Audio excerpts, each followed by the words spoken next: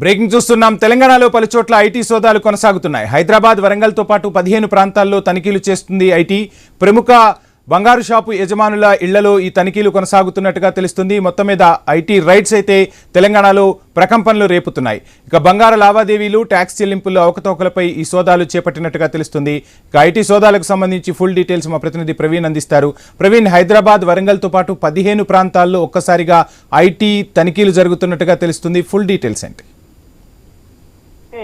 హైదరాబాద్ లో మరోసారి ఐటీ శాఖ అధికారులు అయితే సోదాలు నిర్వహిస్తున్నారు. అదేవిధంగా 15 బృందాలతో సోదాలు నిర్వహిస్తున్నట్టు తెలుస్తుంది. ఇక హైదరాబాద్ తో పాటు మొత్తం వరంగల్ లో కూడా మొత్తం తొలగా హైదరాబాద్ లో కూడా అయితే అత్యధికంగా 10 చోట్ల ఈ యొక్క సోదాలు నిర్వహిస్తున్నారు.